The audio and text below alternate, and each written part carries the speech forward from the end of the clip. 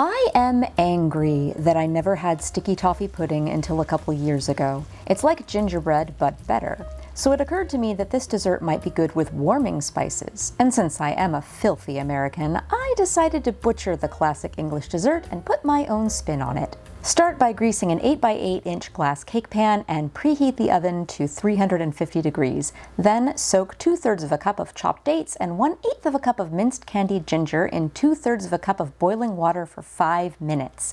The original recipe calls only for dates, but the addition of candied ginger gives it a lovely ginger flavor and nice bursts of ginger when you get a piece that wasn't completely pureed. In a large food processor, combine 2 tablespoons of cold butter, 2/3 of a teaspoon baking soda, a 1/4 teaspoon salt, and here's where my recipe deviates. I add a 1/2 teaspoon of cinnamon, 1/2 teaspoon powdered ginger, 1/8 of a teaspoon of nutmeg, and the zest of 2 oranges. The original recipe does not have orange or warming spices, but trust me, it's delicious. Back to the original recipe.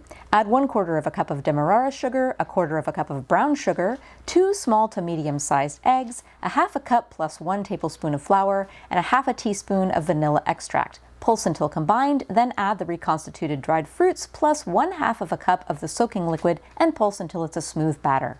Pour into the baking dish and bake in the oven for 20 to 25 minutes or until cooked through. This is a very moist cake. And yes, I called it a cake. It's a cake, not a pudding. Fight me.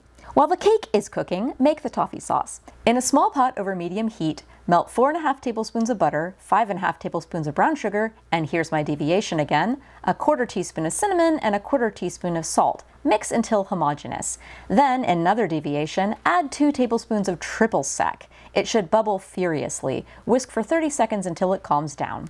Then add 7/8 of a cup of heavy cream and stir until the mixture comes to a gentle simmer. Then remove from the heat. This sauce should be done before the cake comes out of the oven. To finish the dessert, right after the cake is cooked through, remove from the oven and top with about 3/4 of the toffee sauce. There should be a thin, even layer over the top. Stick the cake back under the broiler for 2 minutes until the top is bubbly and caramelized.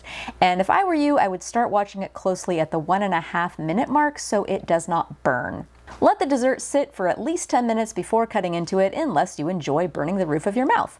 Serve with some of the reserved sauce, and this would also be lovely with vanilla ice cream. I love this ginger orange variation of sticky toffee pudding because it reminds me of Christmas. I honestly don't think it's better than the OG version, but I do think it's just as good and a lovely way of changing up the dessert.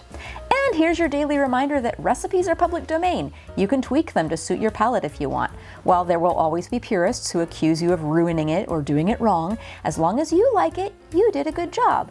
And I like this variation, and I hope you all try it. It's quickly become a family favorite. Bye!